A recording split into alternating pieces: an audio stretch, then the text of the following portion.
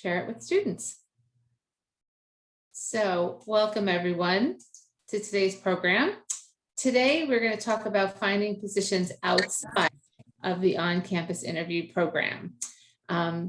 Today's students just received information this week about, I'm actually going to put this back in, about the July and August on-campus interview program.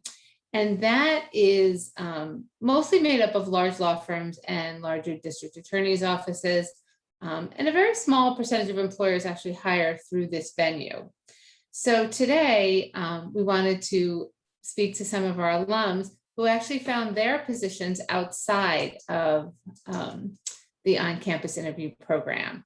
And so today I'd like to introduce Kayla Potter, Dan Christian, and hopefully we'll have Adabari Angule join us shortly. So I'd like to start by having our panelists introduce themselves. Kayla, would you like to talk, just introduce yourself, tell us a little bit about yourself, some of the experiences that, positions that you held while you were in law school? Sure. So hi, everyone. My name is Kayla Potter. I am a recent graduate for the class of 2020, but just walked the graduation stage a couple weeks ago. I am currently an assistant district attorney for Albany County, which was my dream job coming in to law school. So I am happy to be an advocate for the fact that it all works out no matter what point you are in this realm. I was pretty involved in law school. I tried to do absolutely everything I could. I wanted to experience every job I could, every opportunity I could. And honestly, everyone here really helped me get to that. So I thought that that was really awesome. Thank you. Dan, would you like to tell us a little bit about your history and the positions you held while you were in law school? Yeah, sure. So my name's Dan Christian. I'm an associate attorney at the law office of Plano and Farrow in Rochester. Unlike Kayla, I did not hold a lot of positions in law school. I spent my entire first year summer and second year working at a local labor union. I actually worked at Plano and Farrow my summer between my second and 3L year, got a job offer before 3L year. So the only other practical experience I really got, along with Kayla, we were both, and I believe Adabari participated in the Pro Bono Scholars Program as well during his time. So those were my kind of in-law school experiences. Thank you, Dan. And now I'd like to introduce Adabari, who's joined us. Hi, Adabari, how are you? Hey, how you doing? Sorry, I was on the wrong Zoom. I was like wondering, why can't I get in? But I eventually looked. Sorry about that. All right, so good afternoon, I'm Adabari. What are the questions? Or just introductory? Is that what we're doing? Yes, Adabari, if you could just introduce yourself, tell our students who are on the line just a little bit about your experiences in law school, some, what you did for your summer, what you're doing now. All right. So I came into law school. I was kind of a non-traditional student in the sense that after undergrad, I went to work for the Queen's DA's office back in New York City. So I was there for 3 years and eventually came back to law school. Coming back to law school, I knew I wanted to do something in the field of community development, economic development, and something in the real estate field. So to that end, I worked with Dan Fitzpatrick to really try to track a path to eventually, land a position in something in that field, either private practice or, something in the government. I wasn't sure. So I worked with Dan Fitzpatrick throughout law school. I think I try to mirror my path towards what I eventually do now. So for instance, I worked with a local practitioner over there who was general counsel for the Albany County Land Bank. And in my 12th summer, I worked with Enterprise Community Partners, which is a big affordable housing lender / investor nationwide. So I did that, and going into my 3L year, I got an offer for an internship with the firm I'm with right now, which is Cannon, Heyman and Wise. And subsequently, after that, prior to graduation, I got an offer from them, and I'm still currently with them. As Dan mentioned, I also did the Pro Bono Scholar Program, and I was at Legal Aid, the Community Development Center down in Harlem, New York City, which also is a non-for-profit that kind of did something similar to what I'm doing right now. So that's kind of like my track record towards, where I'm at right now. And in my role right now, I do a lot of like real estate transactions to represent lenders, investors, as well as developers who, building affordable housing, health centers and schools around the country in New York. So that's currently what I do. Great. Thank you, Adibari. So I was saying before on the line, Adibari, that the students just received notification this week that the July and August on-campus interview programs are beginning, and that they are mostly made up of larger law firms and larger district attorneys' offices. So my next question for the panelists is, Kayla mentioned she knew what she wanted to do before she got here, and Adibari did as well. Dan said, unlike them, he wasn't really sure what he wanted to do. So when you received information on the on-campus interview program, did you understand who the employers were? And did you participate? And if you did, can you tell us a little bit about your experiences with the on-campus interview program? Dan, do you want to start with us? Yeah, sure. So I am the first lawyer in my family for, we're all a bunch of engineers. We're all a bunch of engineers and teachers. So I'm the first lawyer. So it was weird. I'm not originally from New York either. So I heard all of these, I lived in Buffalo, Rochester, Albany, and I knew I wanted to be in one of those three areas. So I kind of marketed out to them. I had no clue who any of these firms were. I didn't know their reputations. I didn't know if they were terrible to work for, but I knew they were on the job board and I wanted a job. So I kind of applied to all of them. Kayla's laughing too, because we did go to a couple in Binghamton because my parents live down in Binghamton.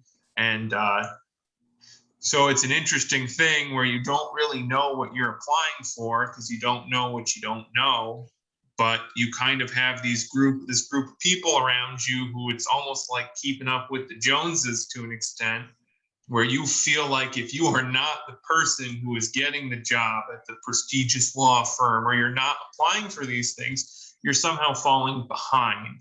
And that's just not the case. And I'm sure we'll get into it more. I don't want to, give my whole spiel on this one question, but to Joanne's point, I had no clue what was going on. I didn't even know, we interviewed so quickly into the process that you really feel like you're behind the moment that you don't get an OCI job by August, September of 20, the year before your 2L year, you're going to feel behind.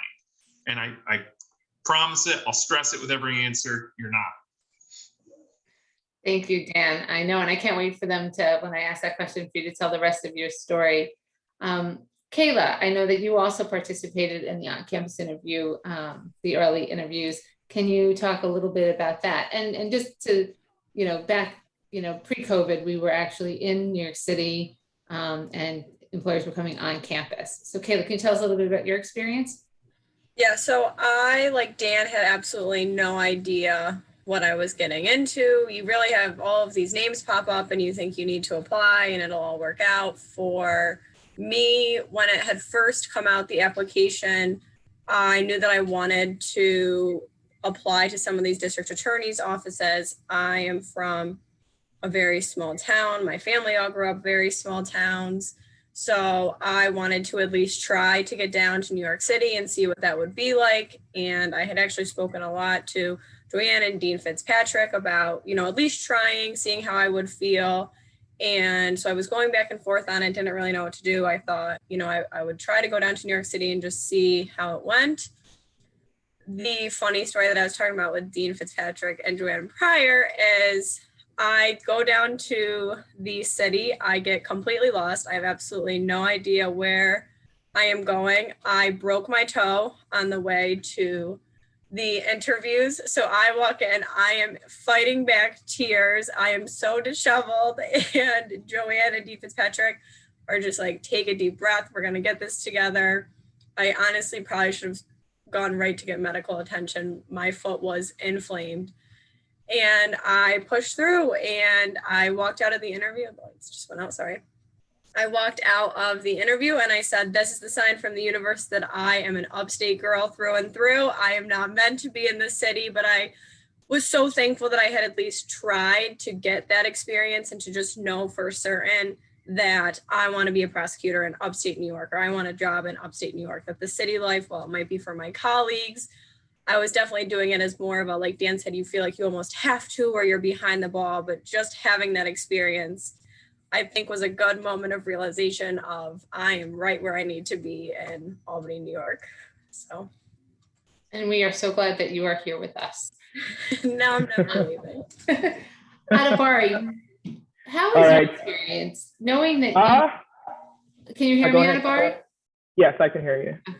So knowing that you wanted to do community and economic development, and when all the on-campus interview emails and interviews started happening, you know, where were you at during that time? What were your thoughts? Like Dan and Kayla mentioned, no one in my family is an attorney. We're more in the finance industry. So I had no clue as to, you know, the firms that were on the list. I wasn't really sure what I was getting into, but, you know, spoke to Dan Fitzpatrick about it, looked up a couple of those firms and saw if they had any practice in those, in my field, or, you know, the community economic development field. A couple of them did, so I kind of geared my attention to those firms.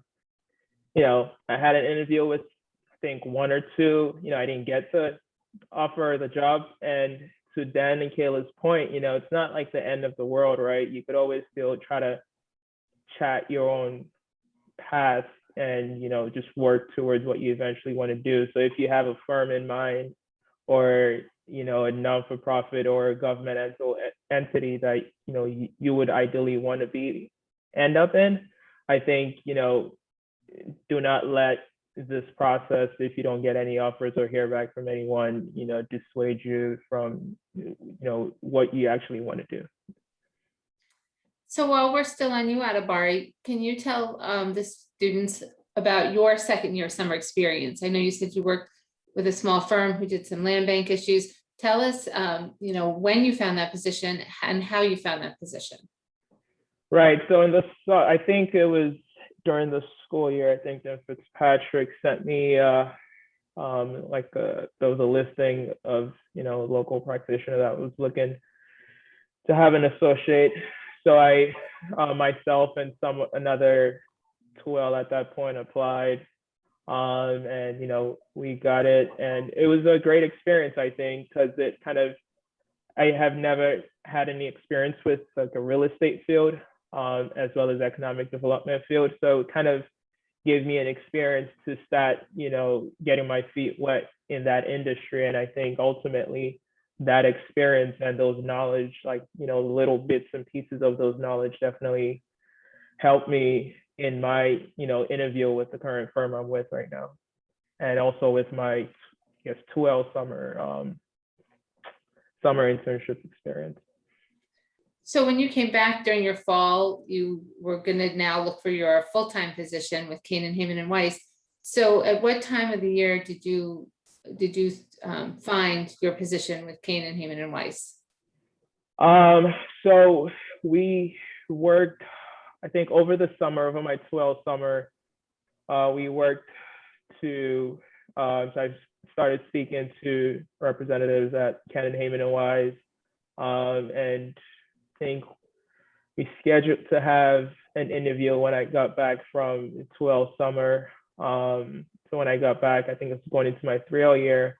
That fall semester, I interviewed with a couple of folks in the office, and you know, they gave me the offer to start my internship over there for my 3L fall year. And the reason why I wasn't there for the spring was because I was a pro bono scholar. So I had to stop working or interning, I think, right before the end of the school year to start studying for the bar. And in the spring semester, I'm not sure if you guys are familiar with the pro bono scholar program, but you're a pro bono scholar at, you know, a chosen, should say, organization that meets the criteria of pro bono for, you know, purposes of the program. So, you know, after that, I think at the end of my internship, and before the pro bono scholar program started, I think that December of that year, I got my offer to eventually start working with the firm come that summer. So yeah. Great, Joanne, thank you. Yes, would you mind if I just mention one thing? So, no, please. Adibari, it's so nice to see you. Thank you. Likewise, as always. And as I'm listening to Adibari tell his story and his path, it occurs to me that one of the biggest distinctions between finding your job through the on-campus interview process, which is kind of like a straight line from your second summer to your postgraduate job, the real distinction is what Adibari is describing is sort of like building a layer cake, right? So you notice that Adibari mentioned that he used one experience to get his feet wet within the industry. And that also allowed him to demonstrate an interest, a sincere interest in the practice area he wanted to join. And then after that, he added, right? I think it was Adibari almost every semester, right? You added another layer to eventually land up in the position that is a great fit and I think where you want it to be. So I just to call that to everyone's attention, especially for students who are about to maybe participate in the on-campus interview process. And I encourage you all to do that and explore that, but also realize that there are other ways to build the skill set and to demonstrate your interests and to learn more about what you really want to do through these other pathways that our speakers are highlighting. So just wanted to add that. Thank you, Dean Fitzpatrick. I think that is a great point. Dan, I'm going to turn to you now. So Dan, can you tell us a little bit about when you found your position with the firm, with Farrow and Polano?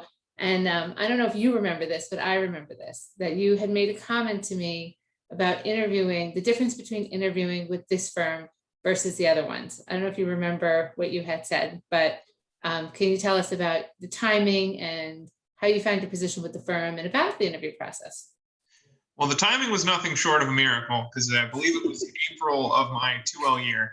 And I remember I think it was either March or April. And I only remember this because I was leaving a paid internship at a union where I remember one of the legal assistants looked at me and she was like, wait, so you're leaving and we're hiring your replacement and you don't have a job? And that really like sunk in. I was like, oh my God. I was like, I don't have a job. But I knew one thing. I was doing something that I didn't want to do long term. And to Adibari's point and to Dean Fitzpatrick's point, your career is a layer cake. And there's going to become a moment where you realize what you want your cake to look like. Adibari knew coming in, Kayla knew coming in, I didn't. So I took BizWorks, I took tax. I realized I wanted to be a business and corporations lawyer. And I started going and you get kind of desperate. You start interviewing places that you really don't have an interest in. You're like, well, maybe I could see myself doing that now. But you've got to remember that you have to put your career in perspective. So when they ask you the question, oh, would you be interested in doing this? Sometimes your convictions and the 50 years you want your career to be are more important than one summer internship, regardless of if it's, the difference between $25 an hour and $16 an hour. Know your career is worth more to you than that and what you want it to be. So I finally sat down with a firm where I got to stand in front of, and the one thing I had expressed openness to it, but I really didn't want to rotate. A lot of these big firm programs, what you'll do is you'll do 2 weeks in litigation, 2 weeks in labor and employment. And it just didn't speak to me. I didn't want to do toxic tort litigation. It sounded absolutely boring. I didn't want to touch workers' comp. It sounded boring. I wanted to do tax, which sounds boring to most of you, but not to me. And businesses and corporations. And I finally sat down in a firm that resonated with. And they spoke to me as an adult. Not as someone who is going to participate in this 10-week program, kind of like an extension of school, but they really spoke with me on, this is what your career will look like. We'll let you market in this area. We have a position open with the intention that you would be able to take it after the 10 weeks. You'll be able to work in the field you want to work in.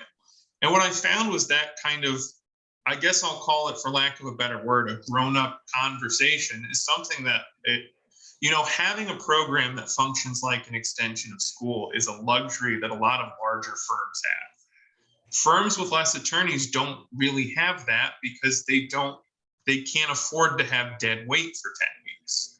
So they want to have an open and honest dialogue with you about what your career will look like, what your expectations are. And I found that. And I found a place where I could joke and I could tease. And it was funny because I sat down across from that, who's my partner, wearing a pair of Yankees cufflinks. And he looked at me and he looked at my address. And he goes, "Do you live at the mansions at Technology Park over in Rensselaer?" I'm like, "Yeah, I do." And he goes, "Oh, I lived there when I went to law school." And we struck up a whole conversation based on that. And in an instant, I had been in, I don't know, probably 50 interviews by that time, at least.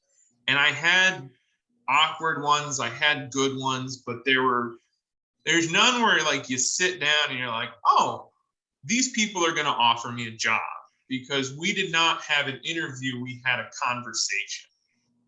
And when you find that, you take it and you run. Thanks, Dan. That's great. That's great. Kayla, you summered with Alex Dell, right? During the summer. So can you tell us a little bit about that experience, when you found that position, how you found that position, and how it led you to the DA's office? Yeah, so going in, as I know we keep touching on, even if you know what you want to do, you might still be thinking, okay, well, what is my backup plan? Because you'll see a lot of these firms, a lot of these DA's offices, sometimes they're able to hire 10 people. Other years they have maybe one spot and 20 people going for it. So a lot of the time, or for my personal thought process, was I want to try to figure out if there's other things in the legal realm that interest me, and try to make sure, if the DA's office isn't going to, if I'm not going to have a spot there, where else can I find an interest in, or what else do I want to do? So I had started interviewing for basically every firm that would give me an interview. No matter what it was. And like Dan kind of touched on, you will find you kind of start to see yourself thinking, okay, I might be interested in that, or that might be something that I could see myself doing. And I actually did have a lot of that experience. I will say, even though I had thought I wanted to do criminal law, I did see myself starting to think, okay, I can see myself in some of these other settings too. I was pretty restricted because my grades weren't really where they needed to be for a lot of these private firms, and I ran into a lot of issues with that. So I will say, if that ends up being something that happens with you, it's not the end of the world. It is not the end all be all. There is still light at the end of the tunnel. It just happens. I mean, law school is what it is. Grades are what they are. All you can do is kind of make the most of it and deal with the rejection as it comes and take it at face value. It's not a make it or break it. So for me, I had applied for basically every firm. It led me to the law firm of Alex Dell, which I absolutely loved. It was workers' comp, which I never would have thought I would say I loved doing workers' comp, but I did. I loved the people at the firm. I loved the work that I was doing. It was a lot of reading and writing, which I actually found to be pretty interesting. And the stuff that I was working on, I found to be pretty interesting. And I actually stayed there until I did eventually get an offer from the DA's office. But that is just kind of my story of, no matter what's happening, if you have 100 rejections, you have one rejection, no matter what it may be, there is always that light at the end of the tunnel. Everything's going to work out for a reason. I'm a big believer in the universe. Whatever is meant to be will be. And it is going to be, even if it doesn't seem like it when you're in law school. I think that's one thing I wish I could go back and tell myself. Thank you, Kayla. So you just answered the first part of my next question. My two-part question was, what would you tell yourself if you could go back in time and do it all over again? Would you do anything differently? Would you do it the same way? And the second part is, what advice would you give our students as they're, kind of heading into this process? We've heard a lot of, themes of, give it, definitely put your hat in the ring, be open to all areas, definitely try to build on your experiences. So Kaylee, answer the first part of what you would, what you might have done a little differently. So what tip would you give our students? I would say to go at everything with an open mind, be open to criticism, understanding that not every job's going to be a good fit for you, you're going to have some interviews. I know, I feel like even me and Dan had talked about this at times. You're going to go into interviews with people and have two completely different experiences. And that's nothing against you or the other person or anyone you're going against, but just different people have different interests. I remember I walked into an interview and I left and I said, that was absolutely horrible. We didn't have a single thing in common. My personality was definitely too much for this person. It was awful. And then the person right after me said, oh, it was amazing. We talked about baseball the whole time and it was incredible. I did not know a thing about baseball. That interview was never going to go the way that it did for the next person. So just stuff like that, always taking things as they come. It is what it is. You can't control the fact that maybe you don't know anything about baseball, but the person next after you is going to have a great conversation and is going to land that job. So just keep going, and it really does all work out in the end. Thank you, Kayla. Adabari, how about you? Anything you would change when you started the process, and what tips would you give our students as they head into this time? And I don't know, I think my process was a blessing. It's hard to like think of something that I would change. Like, I would just echo Kayla's point that, you know, have an open mind. You know, firms that you might interview with that, you know, you might not get a call back. It's not the end of the world. Just keep on plugging away.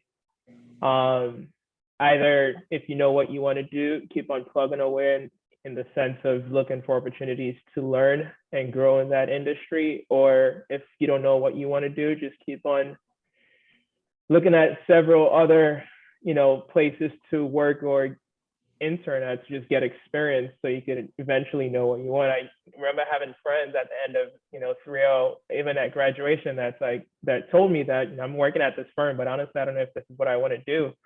And, you know, anecdotally, I interviewed for one of the firms that were in OCR.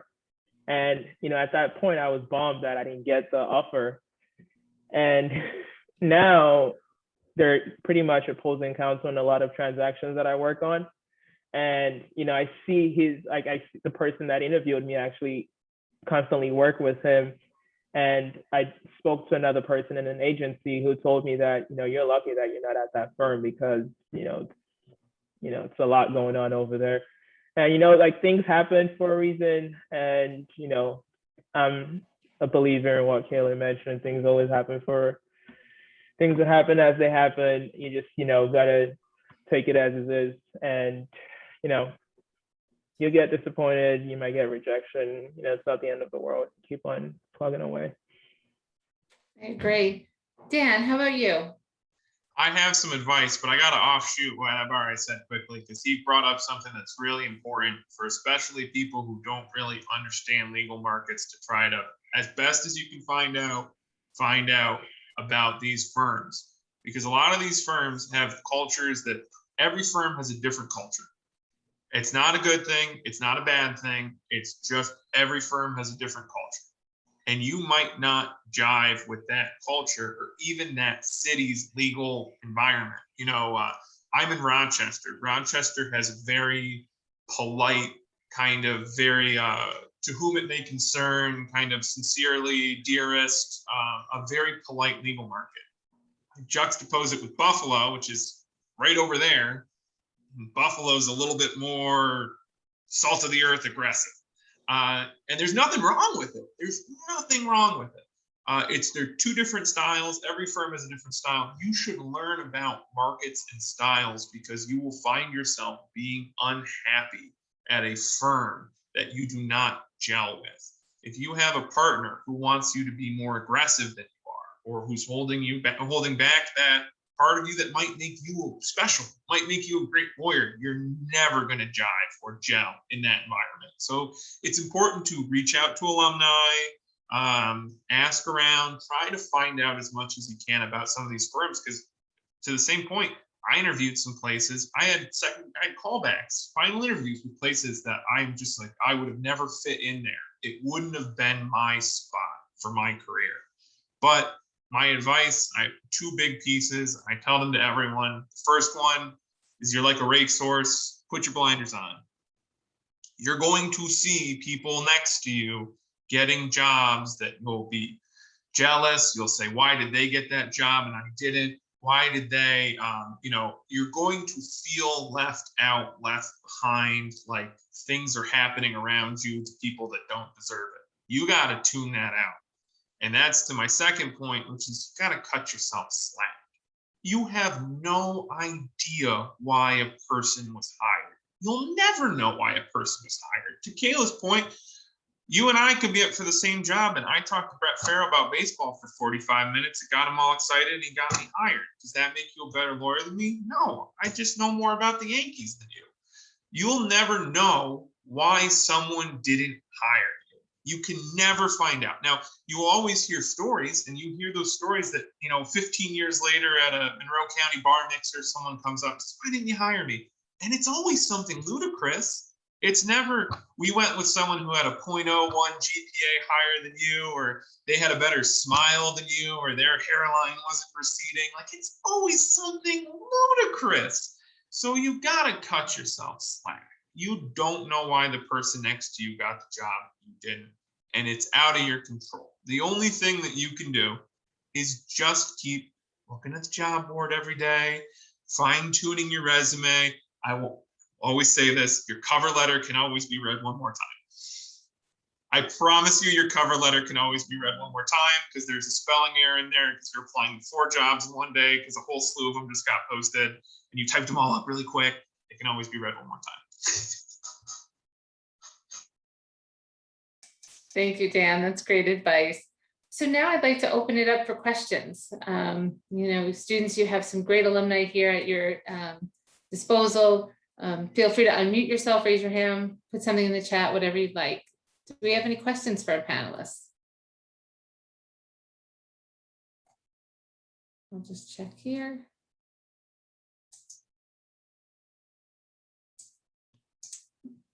I don't see any hands raised. Well, I want to be respectful of everyone's time during this lunch hour. I want to thank our panelists for joining us today. I thought the program was excellent. I wish all the students the best. And, oh, Dan, yes?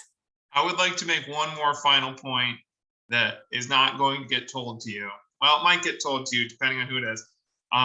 Small firms and some government agencies are really bad about recruiting. They want to do it, but they forget to do it because you find out once you join one that the person who's in charge of making sure that jobs get posted to the board is like also a managing partner. And they have other things and kids and they forget stuff, and we're all humans. So I would recommend, if you find a place and you like a place and it looks like a spot that does something you wanted to do, it never hurts. Send a cover letter, send a resume.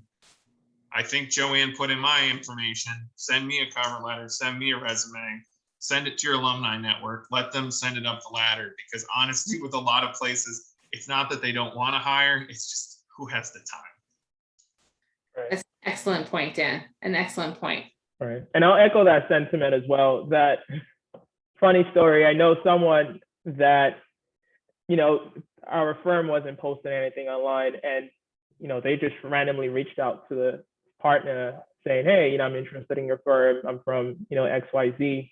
Would you be interested in having a talk with me? And, they're currently with us now. So, sometimes it might just, like Dan said, firms might not post, or governmental agencies might not post, but if there's a firm or a governmental entity that, or a non-for-profit that you would want to work for after graduation and they're not, in the OCR list, always feel free to reach out to, either HR or the managing partner or some partner in the firm. And, you'll be surprised that someone would actually respond back to you saying, no, hey, yeah, sure, like, let's talk. And there you go, you have a job from there. So always keep your, eyes and ears open for anything. Yeah, I'm an anxious person, so I always think about the worst case. The worst case they can do is send you back a letter saying you're a terrible person and you should have never done this. And if they do that, congratulations, you just found out you never want to work there. All right. You just saved yourself a whole bunch of time. All right. Oh, exactly. This is a marathon, not a sprint. So, please keep in touch with your career counselors. Please let us know how the process is going. I think that the students, our alumni here, demonstrated that staying in touch with the office, looking outside the box, being patient, taking every opportunity you can to see if it's a fit for you, are all good points. So if there are any questions, feel free to unmute. And if not, I'm going to thank our alumni speakers, thank them for their time, thank all of you for your time, and look forward to being back together soon and starting this season. Thank you. Sounds good. Good luck to everyone. Bye. Yeah, happy hunting, everyone. Thank you, everyone. Bye, everyone. It was good to see you.